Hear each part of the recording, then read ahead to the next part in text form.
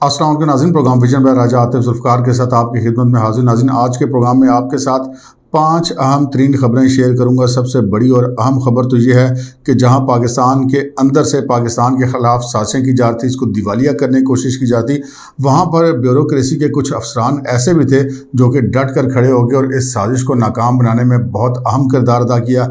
ये क्या कहानी है, ये आपके साथ शेयर करेंगे और फिर आपके साथ हम ये भी शेयर करेंगे कि 2 ऐसे इजलासों की कहानी जहां पर पाकिस्तान के ख़िलाफ़, पाकिस्तान के इदारों के ख़िलाफ़ साजिशें हुई, उन इजलासों के शुरका के हवाले से बात करेंगे और वो क्या वहाँ पर तय पाया और उनका क्या नतीजा निकला और क्या उनको कोई इस मुल्क के अंदर पूछेगा, ये आपके साथ शेयर करेंगे। और फिर शेयर करेंगे कि शहबाज गिल की दरख्वास्त ज़मानत जो उनके ख़िलाफ़ मरकज़ी मुकदमा है बगावत पर उकसाने का, उसमें मुस्तरद हो गई है। उनकी दरख्वास्त ज़मानत किस बुनियाद पर मुस्तरद की गई और उसके मुस्तरद होने के क्या असरात होंगे, इसका मतलब क्या है, ये आपके साथ शेयर करेंगे। और फिर इमरान खान साहब के ख़िलाफ़ तौहीन अदालत का जो शोकॉज़ नोटिस है उसकी समाअत कल होने जा रही है, उस वाले से इस्लामाबाद हाई कोर्ट ने कुछ अहम अहकामात जारी किए हैं, उन पर बात करेंगे। और फिर इमरान खान, फवाद चौधरी और असद उमर के ख़िलाफ़ इलेक्शन कमीशन में एक समाअत हुई है तौहीन इलेक्शन कमीशन के नोटिस की, उस पर बात करेंगे। मगर इससे पहले कि ये तमाम चीज़ें आपके हम इल्म में लाएँ, आपसे गुजारिश है कि अगर अभी तक आपने हमारा चैनल सब्सक्राइब नहीं किया तो प्लीज़ कर लीजिए, साथ ही बेल आइकन भी दबा दीजिए ताकि जो ही हमारा कोई नया प्रोग्राम अपलोड होता है तो उसका नोटिफिकेशन फौरी तौर पर आपको मौसूल हो सके। प्रोग्राम का बाकायदा आगाज़ करते हैं नाज़रीन। सबसे पहले बात कर लेते हैं इलेक्शन कमीशन में आज जो कार्रवाई थी, तौहीन इलेक्शन कमीशन का नोटिस जारी किया गया था इमरान खान साहब को, फवाद चौधरी साहब को और असद उमर साहब को। इन तमाम लोगों को 19 अगस्त को तौहीन इलेक्शन कमीशन का नोटिस जारी किया गया था। आपको पता है इलेक्शन कमीशन को तो ये किसी खाता भी नहीं रखते, खान साहब से लेकर पार्टी के अंदर सब लोग जो हैं वो अपना फ़र्ज मनसबी समझते हैं कि इलेक्शन कमीशन के ख़िलाफ़ कोई ना कोई बात करनी है और उनको अंडर प्रेशर लेकर आना, क्योंकि बहुत सारे मामला इलेक्शन कमीशन में उनके फंसे हुए हैं। काफ़ी सारी उनकी बेकायदगियाँ, बेज़ाब्तियाँ सियासत के अंदर पार्टीज़ एक्ट के अंदर सामने आ चुकी हैं, फॉरेन फंडिंग केस भी सामने आ चुका है, ममनुआ फंडिंग वाला मामला भी सामने आ चुका है, तो वो फिर हमले वगैरह करते रहते हैं। लेकिन इलेक्शन कमीशन भी आखिर कब तक बर्दाश्त करें, उन्होंने एक तौहीन अदालत का नोटिस जारी किया था और उनको कहा गया था कि ये तीनों हज़रात 30 अगस्त को अदालत में पेश हों, ख़ुद पेश हो जाएँ या वकील के ज़रिए पेश हों, यानी कि असालतन या वकालतन जैसे भी मुनासिब समझें पेश हो जाएँ। वहाँ पर आज उसकी समाअत हुई और वहाँ पर जो अली बुखारी थे इमरान खान साहब के वकील, वो मौजूद थे, जबकि फवाद चौधरी साहब के वकील जो थे उनके भाई फैसल चौधरी वो भी नहीं पहुंचे थे। और अली बुखारी साहब ने वहाँ पर ये इस्तदा की कि जनाब उनको कुछ वक्त चाहिए, कम से कम 2 हफ्ते उनको दिए जाएँ इस केस की तैयारी करने के लिए, जिस पर इलेक्शन कमीशन के मेंबरान ने उनको कहा कि 19 अगस्त का नोटिस जारी किया गया है, आज 30 अगस्त है, इतने दिनों में आप तैयारी नहीं कर सके। लेकिन बहरहाल उन्हें 2 हफ्ते की मोहलत तो नहीं दी गई, अलबत्ता 7 अगस्त तक की मोहलत उनको दे दी गई। इसी दौरान फवाद चौधरी के जो वकील हैं और उनके भाई भी हैं फैसल चौधरी, वो हामते कामते अदालत में दाखिल हुए और उन्होंने अदालत में पहले तो बैठ के पानी वानी पिया। उन्होंने कहा मेंबरान इलेक्शन कमीशन के, जिन पानी शानी पिलाने के सांस ज़रा नॉर्मल हो। आपको पता है वो ज़रा बल्कि है उनकी बॉडी, तो बंदे का सांस ही फूल जाता, बंदा ज़्यादा दौड़ लगाए। तो बहरहाल वो थोड़ा सा उन्होंने वहाँ पर अपने सांस बहाल किया और उसके बाद उन्होंने अदालत को बताया कि जनाब मैंने अभी लाहौर हाई कोर्ट पिंडी बेंच में एक दरख्वास्त दायर की थी और उसमें ये हमने इस्तदा की थी कि समाअत को रोका जाए। तो अगली जो समाअत है वो 7 सितंबर को होगी हाई कोर्ट में, और उस वक्त तक इलेक्शन कमीशन को हाई कोर्ट ने रोक दिया कार्रवाई करने से। इसी तरह असद उमर साहब ने एक सिंध हाई कोर्ट में भी इसी तरह की पिटीशन डाली थी, वहाँ पर भी 7 सितंबर तक रोका गया, जिस पर इलेक्शन कमीशन ने ये कार्रवाई जो है वो 7 सितंबर तक के लिए मुलतवी कर दी है। आगे बढ़ते हैं जी। इमरान खान साहब का वो तौहीन अदालत का शोकॉज़ नोटिस जो उन्होंने IG DIG इस्लामाबाद और एडिशनल सेशन जज इस्लामाबाद ज़ेबा चौधरी साहिबा के ख़िलाफ़ जो धमकियाँ वगैरह उन्होंने मुबैना तौर पे दी थी, जिस पर हाई कोर्ट ने आज खुद नोटिस लेते हुए उन्हें तौहीन अदालत का शोकॉज़ नोटिस दिया था। उसकी समाअत हो रही है जी कल 31 अगस्त को। बहुत अहम दिन होगा क्योंकि जिस वक्त चीफ जस्टिस अतर अमीनुल्लाह मुल्क में नहीं थे तो हाई कोर्ट के जो बाकी तमाम जजेस थे उन्होंने बैठ के ये फैसला किया था कि जी मातहत अदलिया की इज़्ज़त का मामला है, इसको हमने नोटिस लेना है। उन्होंने नोटिस लिया और बाकायदा शोकॉज़ नोटिस दिया तौहीन अदालत का, यानी कि सिंपल नोटिस नहीं दिया।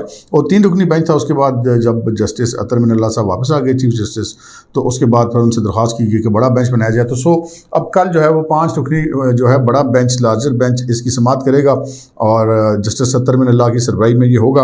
आज जो है वहाँ पे कुछ अहकामात जारी किए गए हैं अदालत की तरफ से, क्योंकि इस किस्म के केसेस में रश बहुत लग जाता है, लोगों को कंट्रोल करना बहुत मुश्किल हो जाता है, वकलाई बड़ी तादाद में आ जाते हैं, पार्टियों के लोग बड़ी तादाद में आ जाते हैं, सालीन तो अपनी जगह पे हैं। तो उसमें हाई कोर्ट ने ये हुक्म दिया कि जी महदूद तादाद होगी, 15 वकला इमरान खान साहब के जो हैं वो अदालत में आ सकते हैं 15 वकला जो प्रोसिक्यूशन है गवर्नमेंट की उनके अदालत में आ सकते हैं, 15 जो हैं वो सहाफ़ी आ सकते हैं।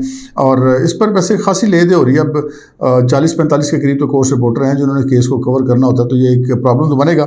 लेकिन अदालत ने हुक्म दे दिया क्योंकि कोर्ट रूम की भी एक लिमिट होती है, उसके अंदर उससे ज़्यादा लोग आ नहीं सकते। सो अब ये कल एक बहुत अहम केस की समाअत होने जा रही है। अब तक की जो आखिरी इतलात उसमें तो ये पता चला है कि इमरान खान साहब का कोई इरादा नहीं है माफ़ी वगैरह मांगने का। लेकिन खान साहब हैं तो वैसे यू टर्न के मास्टर, कोई पता नहीं कल जाके यू टर्न ही ले ले, उनके बारे में हम कुछ कह नहीं सकते। तो ये एक काम है जो कि होने जा रहा है। आगे बढ़ते हैं जी, डॉक्टर शहबाज गिल की बात करते हैं। बगावत का केस था, बगावत के केस में फिर उसके साथ उनके खिलाफ एक नाजायज़ असले का केस बना जिसमें उनकी परसों ज़मानत हो गई थी।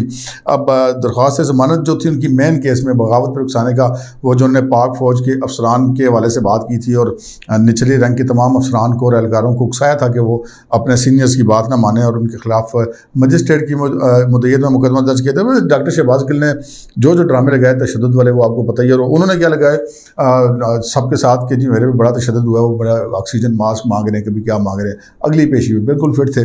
बहरहाल ये एक अलग बात है। लेकिन जो अपनी पार्टी ने उनके साथ ड्रामे लगाए, खुद उनके चेयरमैन ने जो ड्रामे लगाए, जिस तरह के तशद्दुद की बात उन्होंने की, अब शहबाज गिल साहब उसको बेचारे सारी उम्र फेस करेंगे। बहरहाल ये उनका और उनकी पार्टी का मामला है। लेकिन ये जो दरख्वास्त ज़मानत है ये बड़ी इंपॉर्टेंट थी क्योंकि ये मेन मुकदमे में थी।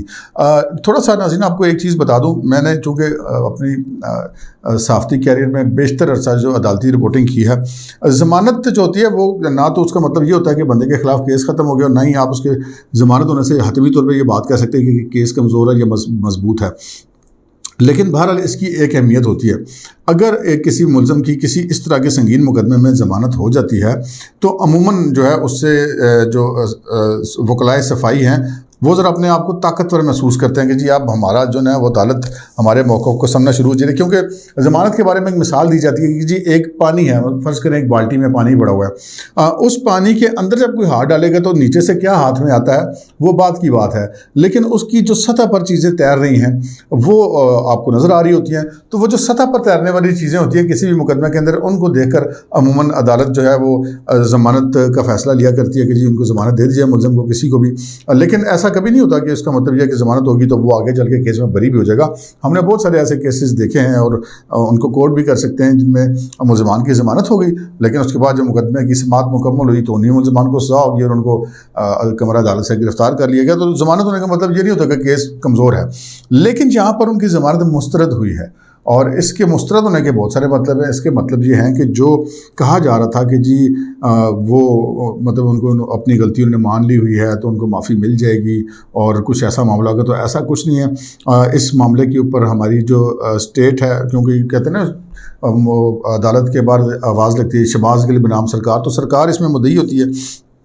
तो सरकार ने जो केस बनाया है वो बहुत मजबूत बनाया है। अगरचे कि टोटल 4 दिन का फिजिकल रिमांड उनको मिला, बहुत अभी वो मज़ीद रिमांड मांग रहे थे जो नहीं दिया गया, बल्कि ये 4 दिनों का भी 2 किस्तों में मिला। बीच में आपके इल्म में कोई एक दफ़ा जेल चले गए थे, फिर दोबारा उनका रिमांड हुआ था, जिसके बाद इमरान खान साहब ने मुबैना तौर पर जज साहब को धमकाया भी था। तो उसके साथ ही अब ये सोचा जा रहा था कि अगर ये केस इस तरह हो जाता तो इसका मतलब यह है कि इस मुकदमे की पैरवी करने में हुकूमत दिलचस्पी नहीं रखती या प्रोसिक्यूशन ने केस कमज़ोर बनाया। लेकिन आज ट्रायल कोर्ट से उनकी दरख्वास्त ज़मानत का जो मुस्तरद होना है, इसका ये मतलब है कि केस बहुत मजबूत बनाया गया है, कड़ियों से कड़ियाँ मिली हुई हैं, वाक़याती और दस्तावेज़ाती शहादतें मौजूद हैं जिनकी मौजूदगी में अदालत ने ये ज़मानत मुस्तरद की है। लेकिन एक और पॉइंट जो अहम समझा जा रहा है इस ज़मानत के मुस्तरद होने में, वो उनके वकील का एक फ़िक्रा है, जो कि शहबाज गिल के वकील ने कहा था कि जी मेरा मुलज़म अपनी गलती मानने को भी तैयार है और माफ़ी मांगने को भी तैयार है। यानी कि वो अपने जुर्म को एडमिट कर बैठे थे और उसके बाद फिर ज़मानत तो नहीं हो सकती, वाले जुर्म के बाद तो फिर सज़ा ही होती है। तो बहरहाल ये एक मौक़िफ़ है, ये गलत भी हो सकता है, कोई इसे कानूनी तौर पर खिलाफ भी कर सकता है। लेकिन बहरहाल आज जो उनकी एक दरख्वास्त ज़मानत का मुस्तरद होना है वो एक बहुत बड़ा, उसके अंदर एक पैगाम जो है वो पन्हा है, वो चीफ़ ऑफ स्टाफ है इमरान खान साहब के। और इससे आपको कम से कम जो स्टेट की मशीनरी की संजीदगी है वो दिखाई देती है कि प्रोसिक्यूशन इस केस में कितनी मेहनत कर रहा है और वो अपने जो है वो उस केस के लिए हर तरह का दफ़ा कर रहा है और हर तरह की शहादत और गवाह बयान वगैरह पेश करके उन्होंने मजबूत केस बनाया किस्सा मुख्तसर ये। इससे आगे बढ़ते हैं जनाब कि दो इजलासों की कहानी कौन सी है? दो इजलासों की कहानी बड़ी इंपॉर्टेंट है जी। एक इजलास वो है जो शौकत तरीन साहब ने कल अपनी कॉल लीक्स में कहा कि जी ये इजलास हुआ और इस इजलास में ये फैसला हुआ है कि जनाब ये पंजाब और KP के वज़राए ख़जाना ख़त लिखेंगे और उस ख़तों की कापियाँ जो है वो IMF को भेजेंगे। जो भी आपने सुनी होगी सारी बात। तो वो इजलास में कौन कौन शामिल था, इस चीज़ की तहकीक तो फिर होनी चाहिए। और फिर इसी तरह ये जो डॉक्टर शहबाज गिल वाला केस है, इस हवाले से भी जो राना सनाउल्लाह साहब ने वफाकी वज़ीर दाखिला ऑन रिकॉर्ड है, उन्होंने प्रेस कॉन्फ्रेंस में कहा, मीडिया टॉक में कहा कि जनाब ये इजलास हुआ वहाँ पर इमरान खान साहब की ज़ेर सदारत, उसमें ये फैसला हुआ कि इस तरह ARY पे कॉल जाएगी, इस तरह शहबाज गिल ये बात करेगा। उन्होंने कहा कि उसमें फवाद चौधरी भी शामिल था, लेकिन फवाद चौधरी समझदार आदमी थे, वो साइड मार गए इस काम से। तो एक इजलास ने असाइन किया शहबाज गिल को रियासत के एक इदारे के बारे में बात करने में बगावत के लिए उकसाने के लिए आमादा किया, और एक इजलास ने जो है वो IMF की जो हमारी डील है उसको रुकवाने के लिए दो सूबों के वज़राए ख़जाना से ख़त लिखवाने का फ़ैसला किया। अब असल बात यह है कि ये तो सामने वाले किरदार है ना, शौकत तरीन साहब आ गए जो पंजाब के और KP के वज़राए ख़जाना आ गए, इधर से शहबाज गिल आ गए, लेकिन वो इजलास और उसके शुरका जो कि ये सारी डायरेक्शंस दे रहे हैं स्टेट के ख़िलाफ़, मुल्क को दिवालिया करने के हवाले से, फ़ौज के ख़िलाफ़ बगावत के हवाले से जो मजमून बना रहे हैं, सारा प्लान करके दे रहे हैं, क्या इस मुल्क के अंदर उस इजलास के शुरका को कोई भी पूछेगा? ये सामने वाले बकरे जो हैं यही बस कुर्बानी के बकरे बने रहेंगे। ये बड़ी इंपॉर्टेंट बात है और ये होनी चाहिए।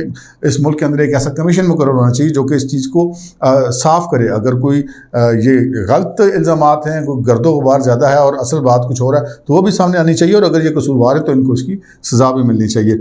आगे बढ़ते हैं जनाब अपनी उस मेन स्टोरी की तरफ कि जहाँ पाकिस्तान के अंदर हम बड़े दिल बर्दाश्ता हैं, अभी हैं, दुखी हैं कि जनाब किस तरह पाकिस्तान का एक साबिक़ वज़ीर ख़जाना रहने वाला शख्स वो पाकिस्तान के दो सूबों के वज़राए ख़जाना को ये कहता है कि ये तुम IMF को ख़त लिखो कि हम जो वफाकी हुकूमत डील करी IMF की, हम उसके साथ नहीं हैं। और फिर ये भी बात हो रही है कि वो कैसे उस ख़त की कापियाँ IMF को पहुँचाई जाएंगी। और फिर एक वज़ीर ख़जाना साहब पूछते भी हैं पंजाब के वज़ीर ख़जाना के, सर ये रियासत के ख़िलाफ़ नहीं होगा?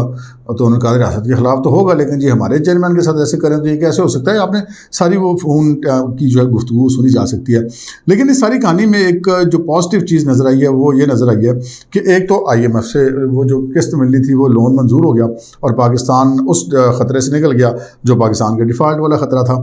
लेकिन ये कैसे हुआ? ये ऐसे हुआ जी, इसमें बहुत बड़ा किरदार है पंजाब के चीफ सेक्रेटरी का और पंजाब के जो हैं वो सेक्रेटरी ख़जाना का।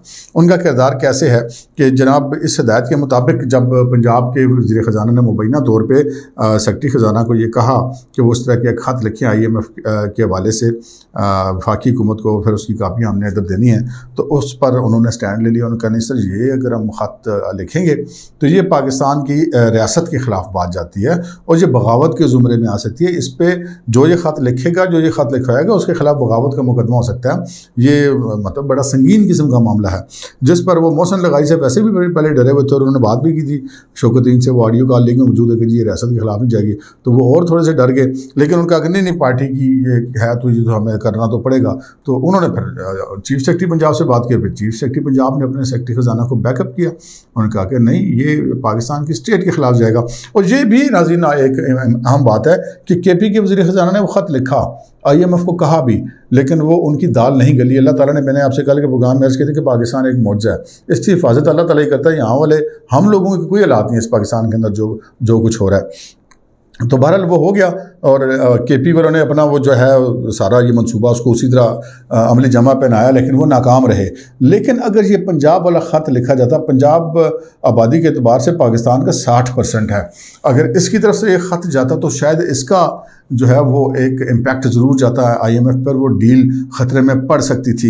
लेकिन इनको दाद देनी चाहिए, ये जो चीफ सेक्रेटरी पंजाब हैं और सेक्रेटरी ख़जाना पंजाब हैं, आम आदमी तो शायद इनको नहीं जानता, लेकिन इन्होंने स्टैंड लिया, इन्होंने कतई इस चीज़ की परवाह नहीं की कि हुकूमत वक्त नाराज़ हो जाएगी, जो पंजाब की हुकूमत है और वज़ीर आला नाराज़ हो जाएगा और PTI नाराज़ हो जाएगी, इमरान खान नाराज़ हो जाएगा। उन्होंने इस पर स्टैंड किया और वो ख़त उन्होंने नहीं लिखा, जिस पर ये यकीनन इस पूरी कौम की तरफ से हम इनका शुक्रिया अदा करते हैं कि उन्होंने पाकिस्तान के लिए एक अच्छा काम किया। एक अलबत्ता इसमें और चीज़ भी पता चली थी, वो ये थी कि ये जितना मामला चल रहा था, ये उस जो बनी गाला वाला इजलास था उसके शुरका इमरान खान समेत वहाँ पर ये फैसले हुए थे। और उसके बाद फवाद चौधरी साहब ने उन फैसलों का जिक्र भी किया था कि ये ख़त लिखेंगे।